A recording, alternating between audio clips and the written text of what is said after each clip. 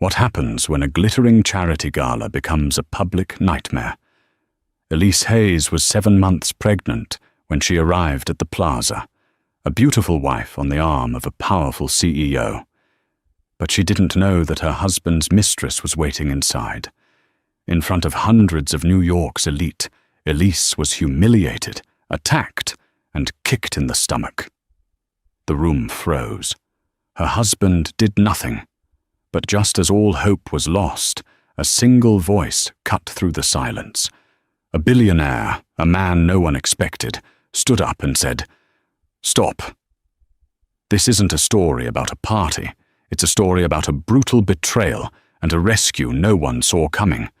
The air in the back of the Mercedes Maybach was so thick with unspoken words it was suffocating.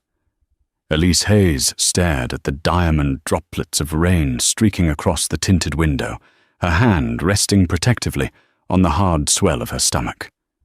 At 7 months, the baby was a constant, active presence, a small, tumbling reminder of what was supposed to be a happy life. Beside her, her husband, Matthew Hayes, wasn't looking at the New York City lights. His face, usually so charismatic for the covers of Forbes and Fortune, was illuminated only by the sterile blue light of his smartphone. "Matthew," Elise said, her voice soft. He didn't look up. His thumb was scrolling. Are you excited about tonight? The Children's Legacy Fund is a wonderful cause." "It's good for the brand, Elise. We need the new VC round for the AI division. Showing up, looking strong, it's part of the game." He finally locked the phone and slid it into the pocket of his bespoke Tom Ford tuxedo. He adjusted his Patek Philippe watch. "You look fine, by the way. The blue is good." "Fine." The word landed in the silence like a stone. She wasn't just fine. She was wearing a custom-made silk gown by Oscar de la Renta, designed to accommodate her pregnancy with elegance. But in Matthew's eyes, she felt she had been reduced to a simple, functional object. The wife, the expectant mother, the accessory. For the past year, Matthew had been the golden boy of the tech world. His company, Hayes Innovations, had skyrocketed in valuation. But the higher they climbed, the more he receded from her. He became a man of briefcases, late-night board meetings, and the lingering, unfamiliar scent of perfume on his blazers, a scent she'd convinced herself was just from over-eager investors. The Maybach pulled up to the grand entrance of the Plaza Hotel. Paparazzi flashes erupted like gunfire, and for a moment, Elise was blinded. Matthew was instantly on. A wide, practiced smile snapped onto his face. He stepped out, and the cameras clicked wildly. He turned, offering a hand to her. But it was a gesture for the crowd, not for her. Elise took his hand, smoothed down her dress, and forced her own smile. The ballroom was a sea of glittering opulence. Baccarat crystal glasses chimed, an orchestra played softly in the mezzanine, and the scent of peonies and old money filled the air. They were surrounded by the most powerful people in the city. "Ah, Matthew, there you are!" A portly man in a velvet jacket boomed, clapping Matthew on the back. "We need to talk about that new data mining patent." "Robert, good to see you," Matthew said, his smile never faltering. He turned to Elise, his eyes already distant. "Darling, you go get some water. Mingle. I have to, you know." He didn't wait for an answer. He simply let go of her arm and was absorbed into a cluster of men, his laughter already ringing out, loud and false. Elise was left alone. She stood by a towering floral arrangement, feeling like a ship marooned in a sea of champagne.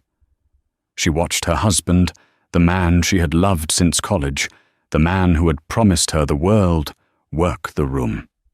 He was magnetic. She had to give him that.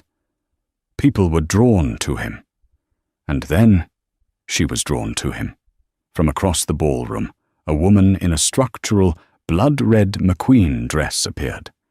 She was impossibly tall, with raven-black hair slicked back into a severe ponytail. Her name was Serafina Rivers. Elise knew her. Everyone did. Serafina was a notoriously aggressive tech analyst and socialite, known for her scathing articles and her equally scathing romantic history. Elise watched, her blood turning to ice, as Serafina glided up to Matthew. She didn't offer a handshake. She placed a perfectly manicured hand, tipped in black, directly on the lapel of his tuxedo. She leaned in, her red lips moving close to his ear. Matthew didn't pull away. He didn't step back. He smiled. He leaned in too and whispered something back. Serafina laughed, a throaty, intimate sound that cut through the orchestra's melody. Elise felt the baby kick, a sharp, sudden jab, as if it too could sense the betrayal, the late-night meetings, the unfamiliar perfume. It wasn't an investor. It was Serafina. It had been Serafina all along.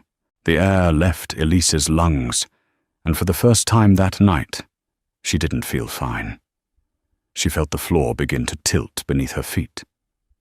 For a long moment, Elise couldn't move. The world had compressed into a single, agonizing tableau. Her husband, her child's father, leaning into the embrace of another woman in a room full of their peers.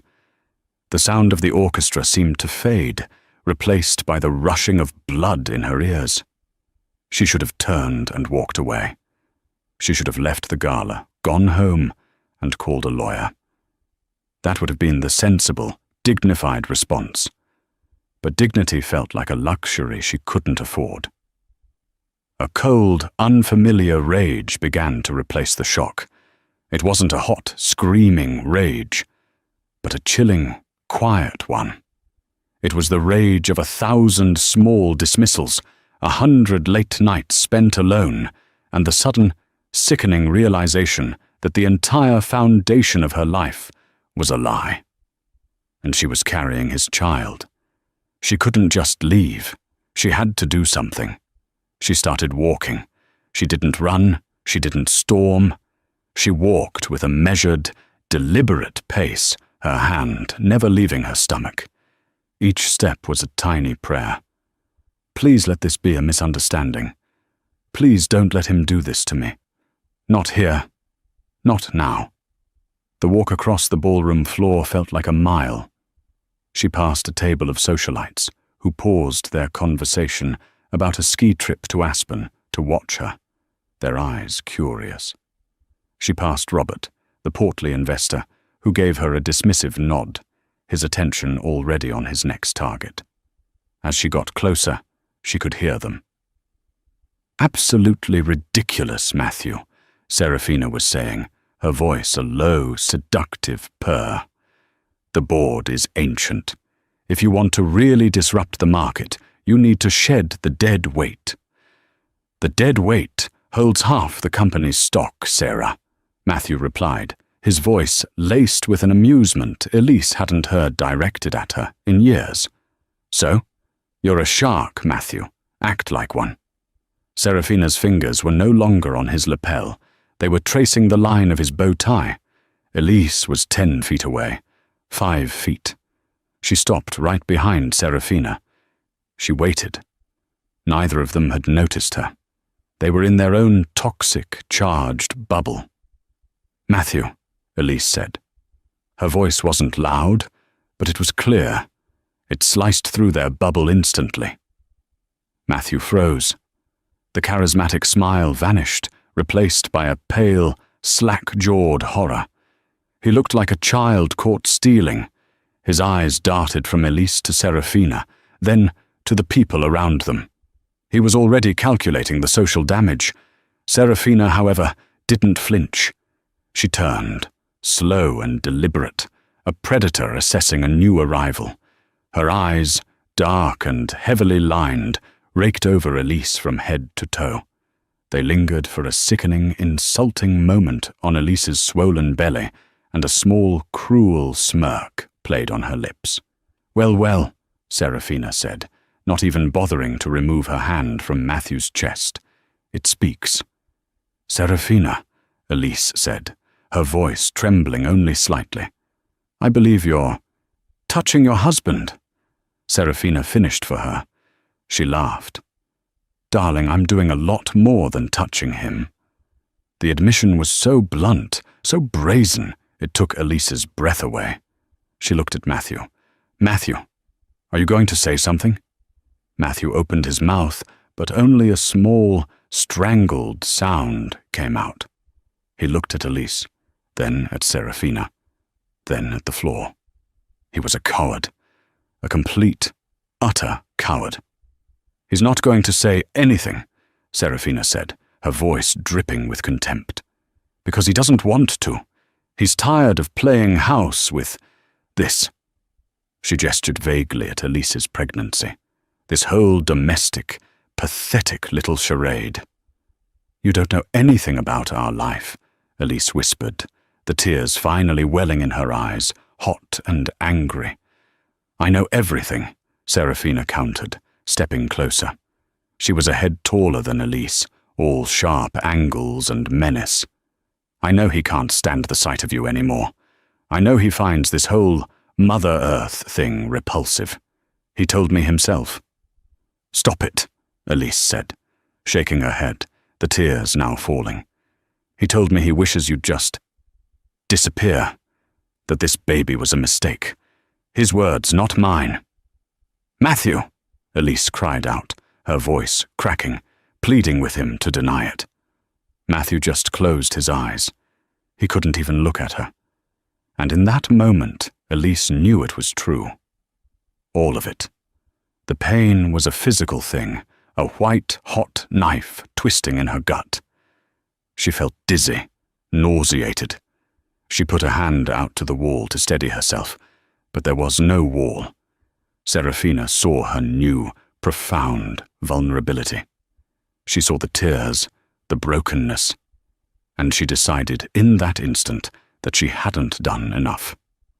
"You really are pathetic," Serafina hissed, her face contorting with a rage that seemed to come from nowhere. "You think this bump saves you? You think it solidifies anything?" Before Elise could even process the words, Serafina moved. The room had already grown quiet. The periphery of the conversation, the small clusters of guests near the bar, had sensed the shift in energy. The music from the orchestra faltered as the string section watched the drama unfold. The air grew still, charged with the electric potential of a public disaster. Elise was trapped in the bubble of Serafina's hatred, her gaze locked on the woman's twisted face, still begging Matthew with her eyes to intervene. "Do something. Say something. Be the man I married." He remained a statue of shame. "You're just a placeholder," Serafina spat, her voice now rising, drawing more and more attention. "A temporary inconvenience, and once that thing is out of you, he's leaving. He's coming to me." "No," Elise whispered, a final, desperate denial. "Yes!" Serafina shrieked. The civility of the gala was gone. This was primal. "He's mine! He doesn't want you! He doesn't want it!" Serafina took a sharp, aggressive step forward, crowding Elise's space. Elise flinched and stumbled back, her heel catching on the thick pile of the Persian rug. She was off balance, vulnerable, and Serafina, in a fit of pure, unadulterated malice, attacked. It wasn't a slap, it wasn't a hair pull, it was something far more horrific. She shoved Elise, hard, with both hands against her shoulders. Elise, 7 months pregnant and already unsteady, cried out as she fell backward, her arms flailing. She landed hard on her side, the impact knocking the wind out of her. A collective gasp, sharp and sudden, filled the ballroom. A woman dropped her champagne flute, and the sound of it shattering on the marble floor was like a gunshot. Elise lay on the floor, dazed, her hip aching. Her first panicked thought was for the baby. She tried to curl into a ball to protect her stomach, but Serafina wasn't finished. Fueled by adrenaline and a terrifying, bottomless well of rage, she stepped over Elise. Her face was a mask of triumph. "You pathetic cow!" she screamed. And then the unthinkable happened. Serafina Rivers lifted her leg, her sharp, stiletto-heeled Christian Louboutin shoe glinting under the chandelier light, and she kicked Elise. It wasn't a wild, clumsy kick. It was targeted, vicious. She aimed it low, right at the curve of Elise's belly. The kick connected. Elise let out a scream that wasn't a word, but a raw, animal sound of pure agony and terror. The pain was immediate, a blinding, searing starburst that radiated from her abdomen. It was followed by a terrifying, wet warmth. "The baby!" she shrieked, clutching herself, her eyes wide with terror. "My baby!" The entire ballroom was frozen. 200 of New York's most powerful elite citizens stood in stunned, absolute silence. The orchestra was dead. The waiters stood with trays frozen in their hands. Matthew Hayes stood over his fallen, pregnant wife, his face the color of ash.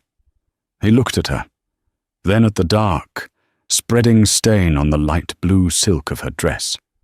He looked at Serafina, who was breathing heavily, her eyes still wild, a triumphant, ugly smile on her face. He did nothing. He didn't move toward his wife. He didn't yell at his mistress. He just stood there, paralyzed by his own cowardice, his entire world collapsing in on him. Elise was sobbing on the floor, a mess of silk and terror and blood. "Please," she begged, to no one and everyone. "Help me, please, my baby." Serafina just watched her, her chest heaving. She had won. She had proven her point. She had destroyed her rival in the most public way imaginable. And then a new voice cut through the horrified silence. It wasn't loud, it wasn't a yell. It was a voice of absolute, cold, and unquestionable authority. "Stop." The word, simple and declarative, echoed in the cavernous ballroom. It commanded the attention that Elise's screams had only frozen. The crowd, which had formed a tight, horrified circle around the scene, parted. A man walked through. He wasn't the tallest man in the room, nor the flashiest. He was wearing a dark, impeccably tailored chiton suit that was remarkable only in its quiet, expensive understatement. He had dark hair, streaked with a touch of silver at the temples, and his eyes were the color of a winter sky, a pale, icy blue. This was Johnny Thorne, the real billionaire. If Matthew Hayes was new money tech, Johnny Thorne was old money dynasty. His family's name was etched onto museums, university libraries, and hospital wings. He was the head of Thorne Industries, a global logistics and private equity empire that could buy and sell Hayes innovations 10 times over without noticing the expense. He was also intensely private, almost reclusive. His presence at a public gala like this was so rare it was almost unheard of. Johnny Thorne walked past the frozen guests. He walked past Matthew, giving him a look of such profound, glacial contempt that Matthew actually recoiled. He walked straight up to Serafina Rivers, who was still panting, her rage just beginning to curdle into confusion. She looked at him, her expression hardening. "This has nothing to do with—" "I said stop," Johnny said again. His voice was quiet, but it vibrated with a contained power that made Serafina, for the first time in her life, flinch. He didn't spare her another glance. He continued past her, kneeling on the priceless rug, staining the knee of his $10,000 trousers in Elise's blood. He knelt beside Elise, shielding her from the watching crowd with his own body. The hundreds of smartphones that had just started to rise, sensing a viral moment, were slowly lowered. No one filmed Johnny Thorne. He gently touched Elise's shoulder. She flinched, her eyes wild with pain and fear. "Elise," he said, and his voice was suddenly, shockingly gentle. All the ice was gone. "My God, Elise, it's me." Elise stared at him, her vision blurry with tears. The pain was coming in waves, sharp and terrifying. I don't—" "It's Johnny," he said. "Johnny Thorne, from the summer house, on the lake." Elise's sobs hitched. She stared at his face, really seeing him for the first time in 15 years. The face was older, harder, but the eyes were the same, the kind, quiet eyes of the boy who had taught her to skip stones. "Johnny?" she whispered, her voice a child's. Is that you?" "It's me, Ellie," he said, using the name no one had called her since her mother died. "I'm here. You're going to be okay." He shrugged off his suit jacket and draped it over her, covering her, giving her back a shred of the dignity that had been stolen. He turned his head, his profile sharp and aristocratic. He looked over his shoulder, not at Matthew, but at a large, stern-looking man in a simple black suit standing by the doorway. "Graves," Johnny said, his voice hard again. The man, his security detail, was already on his phone. "Ambulance is en route, Mr. Thorne. 3 minutes. Call Dr. Orris at Lenox Hill," Johnny commanded. "Tell him I'm coming in. I want the best neonatal team in the city prepped and waiting. Now." "Yes, sir." Johnny turned back to Elise, his hand finding hers, his grip firm and steadying. "They're coming for you, Ellie. Just hold on." It was only then that Matthew seemed to break from his paralysis. The sight of another man, this man, touching his wife, holding her hand, had finally snapped him out of it. "Thorne," Matthew stammered, stepping forward. What are you doing? This is my wife. I'll handle this." Johnny Thorne rose to his full height. He was not as tall as Matthew, but he seemed to take up all the air in the room. He looked at Matthew, his blue eyes empty of all emotion save for a deep, simmering disgust. "You'll handle this," Johnny said, his voice a low, dangerous growl. You stood there and watched. You let this thing," he gestured to Serafina, "assault your pregnant wife. You did nothing." It happened so fast," Matthew pleaded. "It doesn't matter," Johnny said, cutting him off. He turned to his security guard. "Graves, when the police get here, make sure they take both of their statements." He pointed at Serafina, then at Matthew. "Detain them if you have to." "You can't do that," Matthew sputtered. "She's my wife." "She's my patient," Johnny snapped back. "And you are a liability. You are not coming near her." The wail of sirens grew louder, converging on the plaza. Serafina, finally realizing the magnitude of her error, had gone pale. This wasn't a cat fight. This was assault, and the victim was now under the personal protection of Johnny Thorne. "Johnny," Elise whispered from the floor, her hand tightening on his. "The baby. I can't feel the baby moving." The mask of command on Johnny's face cracked. He knelt again, his voice urgent. "They're here, Elise. We're going to take care of you. We're getting you out of here." He looked up, his eyes meeting hers, and he made a promise. "I've got you. I won't let you go again." The journey from the plaza's grand ballroom to the sterile, white-light reality of the Lenox Hill Hospital emergency bay was a blur of chaos and efficiency. Paramedics swarmed Elise, a team so focused and professional that they seemed to exist in a different reality from the stunned, glittering crowd they pushed through. Johnny Thorne never left her side. When Matthew tried to push his way into the ambulance, shouting, "I'm her husband, I have to be there," Johnny's security guard, Graves, simply stepped in his path. Graves was a mountain of a man, and he didn't say a word. He just stood there, an immovable object, until the ambulance doors closed, leaving Matthew alone on the curb, surrounded by the flash of paparazzi who had finally caught the scent of a real story. Johnny rode in the ambulance, sitting on the small bench, his hand holding Elise's, even as the paramedics worked on her. "Vitals are dropping," one of them said. "Possible placental abruption. Get the O2 mask on her." "Johnny," Elise whimpered, the mask fogging with her breath. "I'm so scared." "Don't be," he said, his voice a low, steady anchor in the storm of sirens. "You were always the bravest person I knew, Ellie. Just hold on." They bypassed the public ER, entering through a private, secured entrance. Dr. Aris, a world-renowned obstetrician, was waiting, his face grim. "Mr. Thorne, we're taking her straight to surgery prep."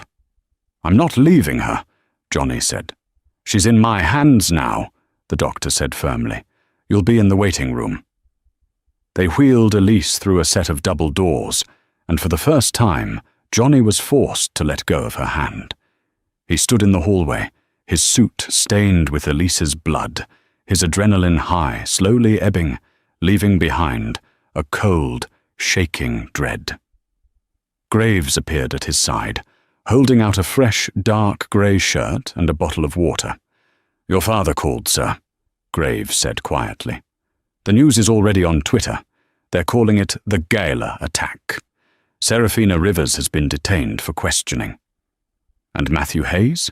Johnny asked, his voice flat as he unbuttoned his ruined shirt. "Detained as well, sir, as a material witness. He's not handling it well." "Good," Johnny said. An hour passed. Then 2.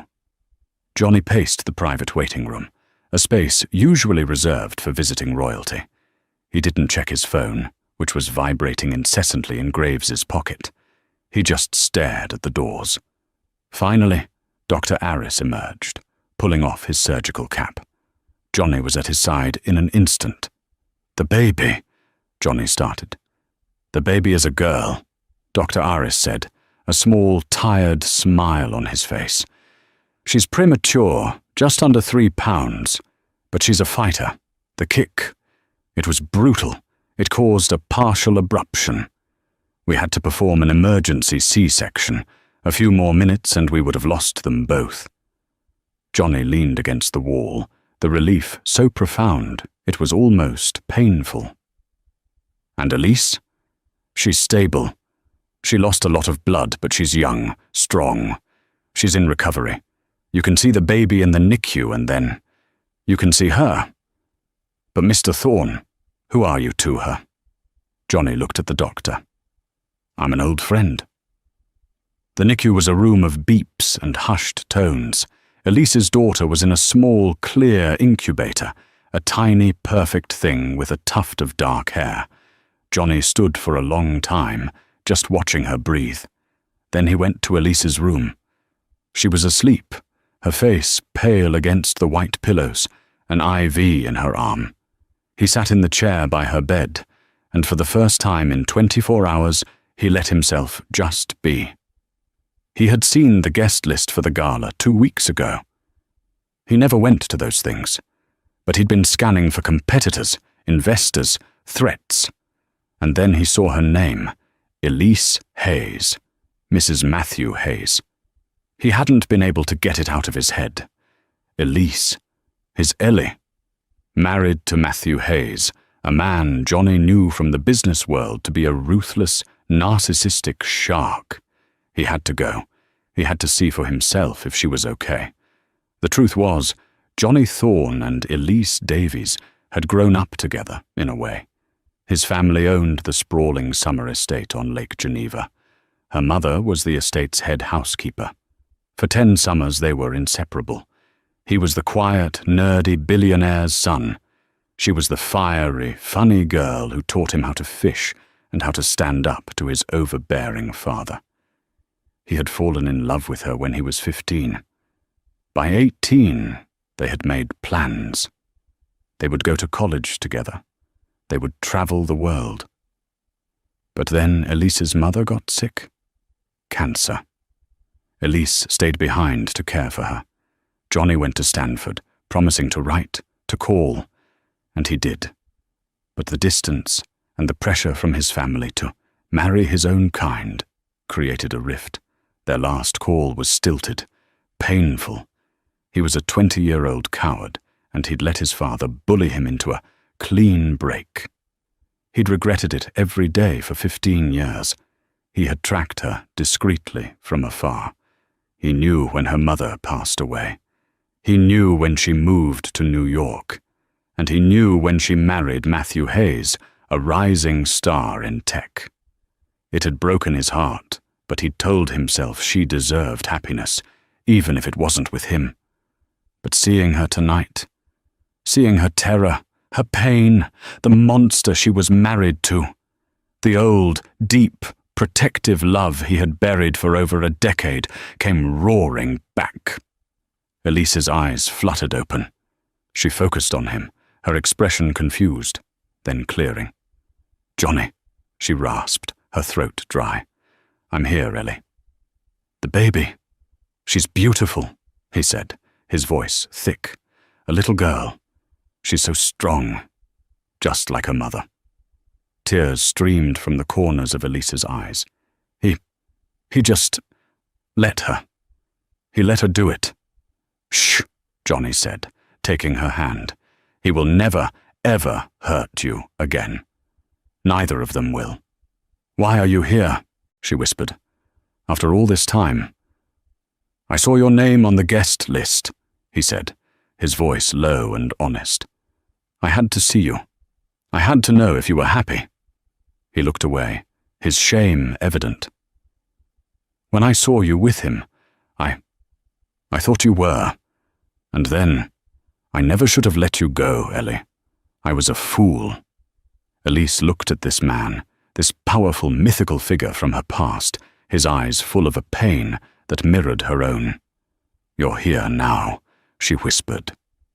Just then, the door to the hospital room burst open. It was Matthew. His hair was wild, his bow tie undone. He looked manic. "Elise, thank God. I've been trying to get in for hours. They wouldn't let me." He stopped when he saw Johnny Thorne sitting by his wife's bed, holding her hand. Matthew's face, a mask of feigned concern, contorted into a snarl of pure, jealous rage. "Thorne, get your hands off my wife!" Johnny Thorne rose slowly from his chair. He didn't release Elise's hand. "She's not your wife, Hayes," Johnny said, his voice dangerously calm. "Not anymore. Get out." "You can't tell me what to do." Matthew advanced into the room, his eyes wild. "She's my wife. That's my child in the NICU. You think you can just waltz in here, playing the hero?" "The hero part was easy," Johnny cut him off, his voice like a razor. "The bar was low.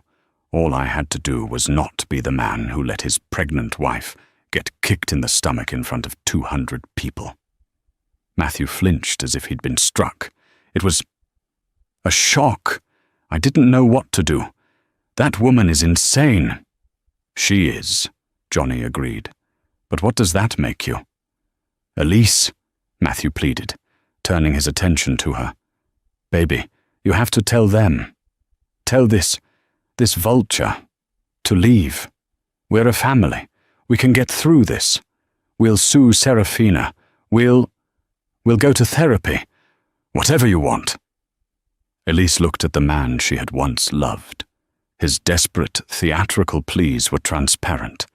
He wasn't worried about her. He wasn't worried about their daughter. He was worried about his stock price. He was worried about the optics. She squeezed Johnny's hand. "Johnny," she said, her voice weak but clear. "Yes, Ellie. Tell him to leave." Matthew's face went white. "Elise. No, you're upset. You're on medication. You don't know what you're saying." "She knows exactly what she's saying," Johnny said. He pressed a button on the wall. "Graves." The door opened and the large security guard entered.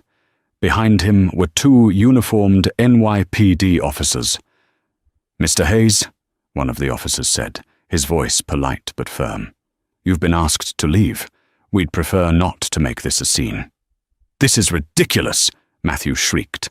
"I am the husband. I have rights." "Sir, your wife has requested you not be here," the officer continued. "And frankly, we still have a few more questions for you about the assault. Your statements, they're not lining up." Matthew's rage deflated, replaced by a cold, visible fear.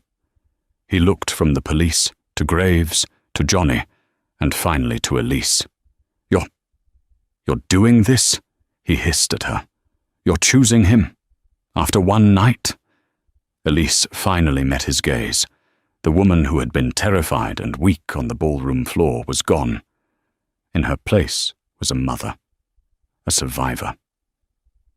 "You didn't choose me," she said, her voice hollow. "You didn't choose our daughter. You chose your reputation. You chose her. You made your choice, Matthew. Now I'm making mine." She turned her head away from him, a final, complete dismissal. Matthew stood there, trembling with a mixture of rage and humiliation. The officers took his arms. "Let's go, sir." He was escorted out of the room, still sputtering about his lawyers. The door closed, leaving Elise and Johnny in the quiet. "Thank you," Elise whispered. "That's just the start," Johnny said. He pulled out his phone. "Graves, get my legal team. I want 3 of them. The best divorce attorney in New York, the best criminal prosecutor, and the best corporate raider. I want them at this hospital in 1 hour." The fallout was immediate and catastrophic. The story was the lead on every news outlet. Gala attack was the headline, but the real story was the subtext. CEO lets mistress kick pregnant wife. Hayes Innovations stock went into freefall. By the time the market opened, it had dropped 40%. The board of directors convened an emergency meeting. Serafina Rivers was charged with felony assault and reckless endangerment of a child. Her high-powered family tried to get her bailed out, but Johnny Thorne's legal team, acting on Elise's behalf, presented evidence to the judge, security footage from the Gala, eyewitness testimony from a dozen billionaires that deemed her a flight risk and a danger. She was remanded to Rikers Island. Matthew Hayes was the subject of a brutal public execution. He was fired by his own board before lunch. The statement cited a catastrophic failure of personal and professional judgment. He was locked out of his office, his assets frozen pending an internal investigation, which Johnny's team may or may not have suggested by pointing out several of Matthew's financial irregularities to a key board member. Within 24 hours, Matthew had lost his company, his reputation, and his access to his own bank accounts. He was served with divorce papers and a restraining order, citing the public endangerment and extreme cruelty clauses. Elise and her newborn daughter, whom she named Hope, were moved from the hospital to one of Johnny's secure private residences, a quiet, beautiful brownstone in the West Village, complete with a private medical staff. Johnny was a constant, but respectful, presence. He didn't push. He didn't pressure.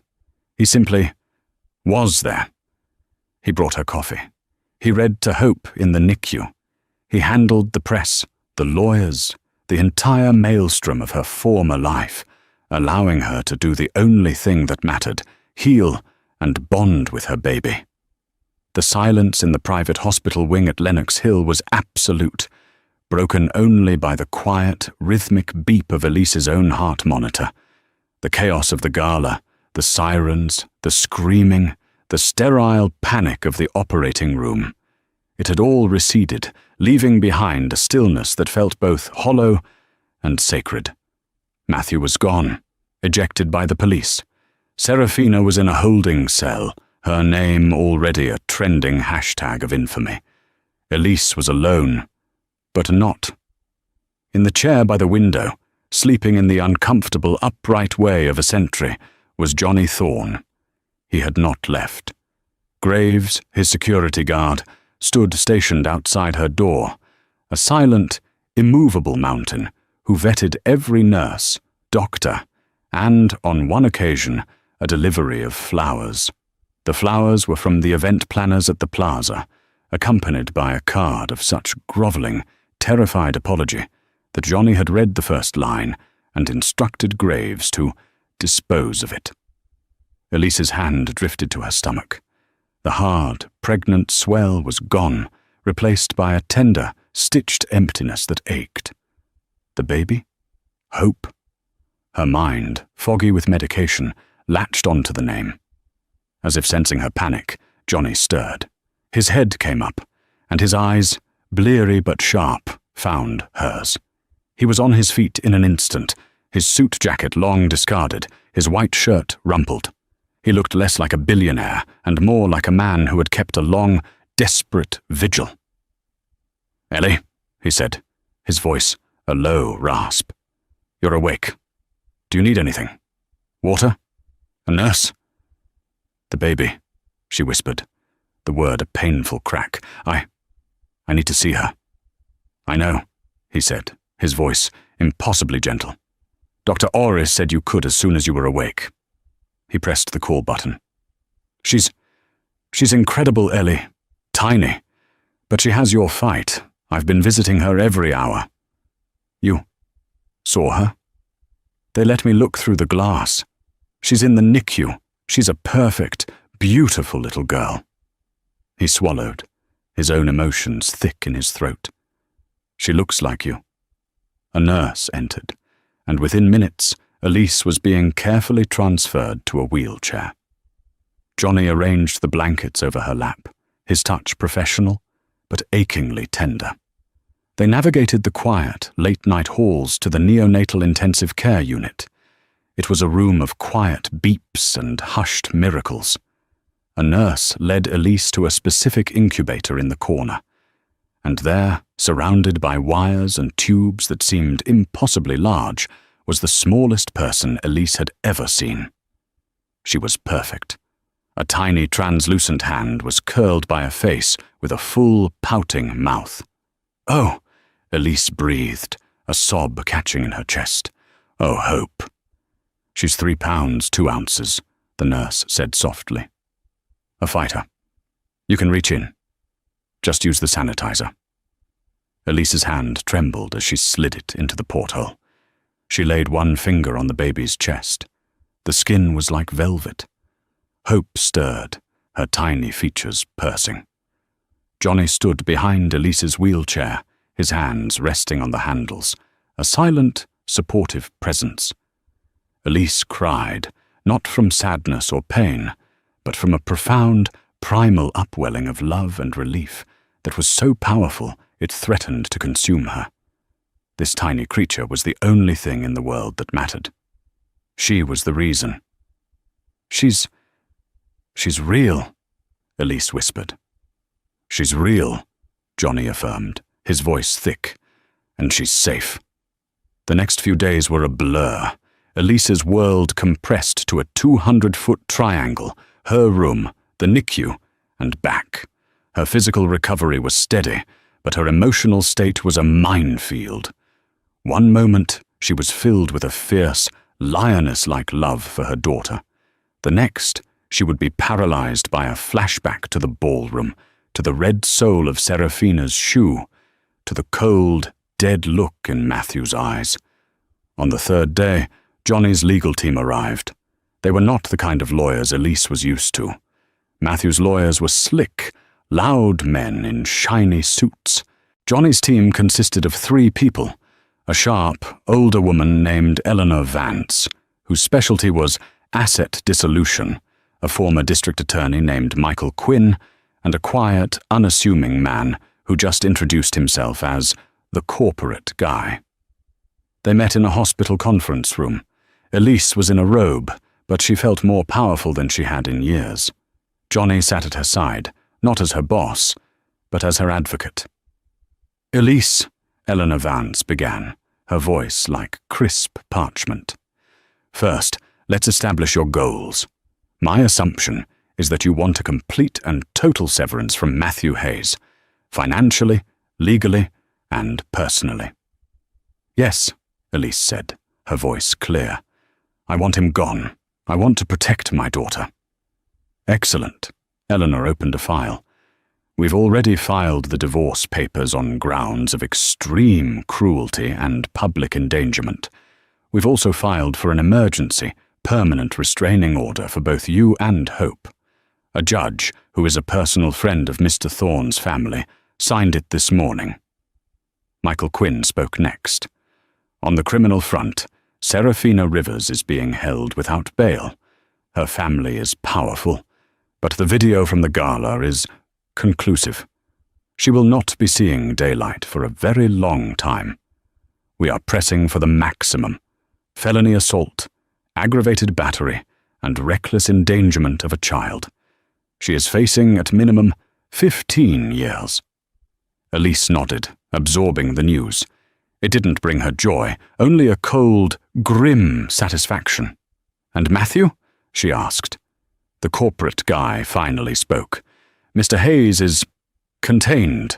The Board of Hayes Innovations convened an emergency morals clause meeting.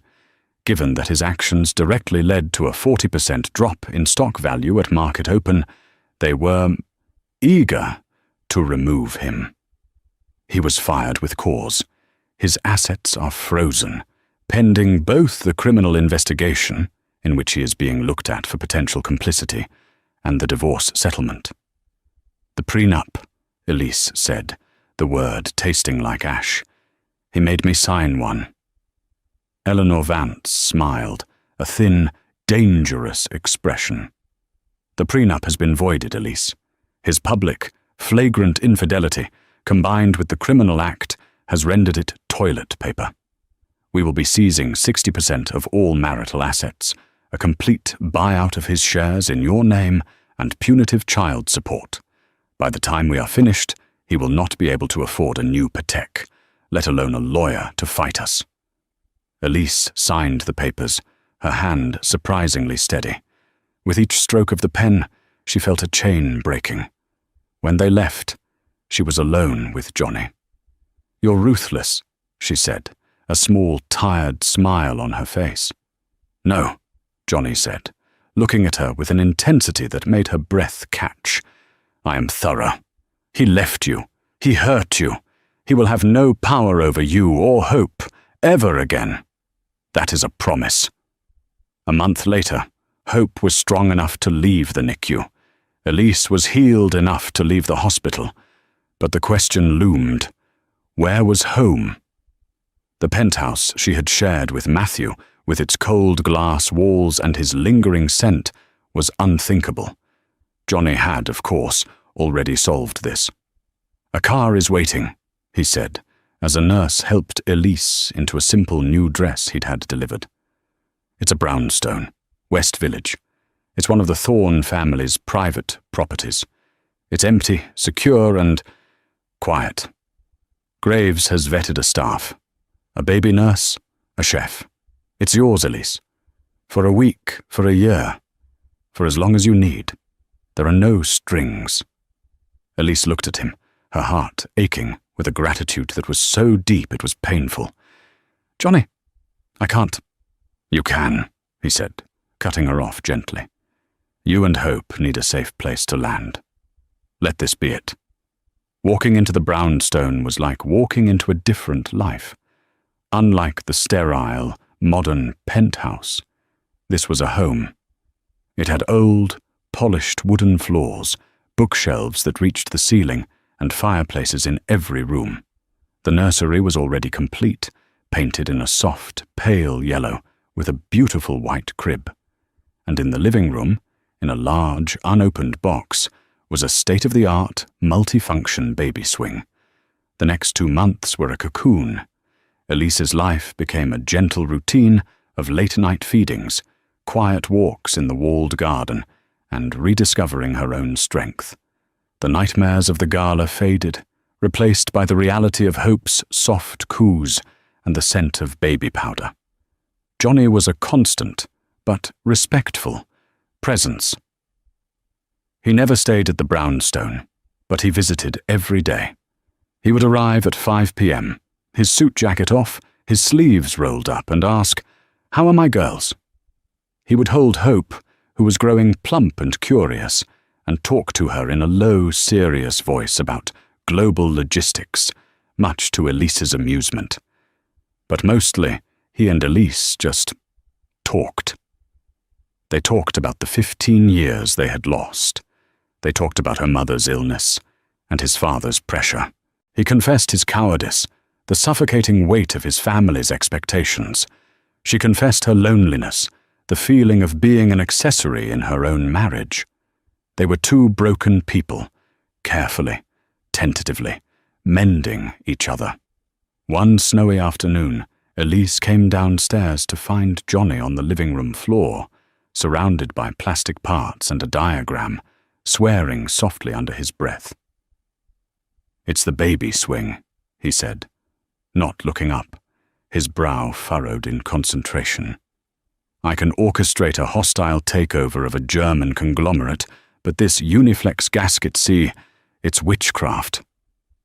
Elise laughed. It was not a small titter. It was a real, deep, from-the-belly laugh, a sound she hadn't heard from herself in years. The sound was so bright and unexpected that it made them both freeze. Johnny looked up at her, his face softening, a genuine, unguarded smile spreading across his lips. "There you are," he whispered. "I've missed that laugh." The moment hung in the air, warm and charged. The friendship that had been their anchor was clearly, undeniably, becoming something more. But neither of them moved, terrified to break the fragile, sacred peace they had built. That evening, Elise was standing by the window, rocking a sleeping Hope. She watched the snow fall, her reflection, and that of the cozy room, staring back at her. She thought about her old life, her old self. It felt like a story she had read about someone else.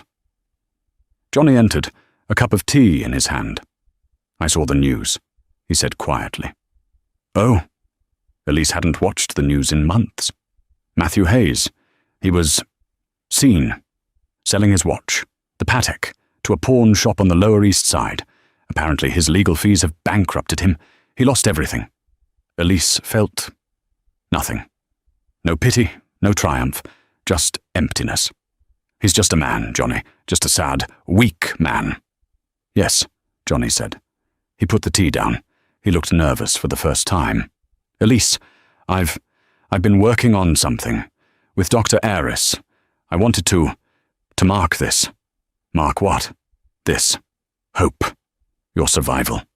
He took a deep breath. "The Thorn Foundation is endowing a new wing at Lenox Hill, a state-of-the-art neonatal intensive care unit, the best in the world." Elise's eyes filled with tears. "Johnny, that's incredible." "I've already put the funds in escrow," he continued, rushing the words. "But it needs a name, and I was hoping—" He unrolled a small blue architectural drawing on the coffee table. On the bottom, in elegant block script, it read, "The Elise and Hope Davies Wing for Neonatal Care." Elise's hand flew to her mouth. "Davies," she whispered, her voice breaking. "Not Hayes." "That name is gone," Johnny said, his voice fierce and low. "That name is a brand of failure and cruelty. This is your name. This is your legacy. When people talk about what happened, they won't just remember the Gala attack. They will remember the survivor who turned her pain into a sanctuary for other families, for other hopes. This is how you take the power back, Elise. This is how you win. Not by destroying him, but by building this." She was sobbing now, tears of pure, unadulterated release. "You did this. We did this," he corrected softly. He stepped closer, his hands finding hers. "Ellie, I've spent 15 years regretting the one time in my life I was a coward. I've spent my whole life building an empire, collecting companies and properties. and I was the emptiest man in the world. The night I saw you at that gala, I realized I didn't want the empire. I just wanted a home." He gently, tentatively, reached up and brushed a tear from her cheek with his thumb.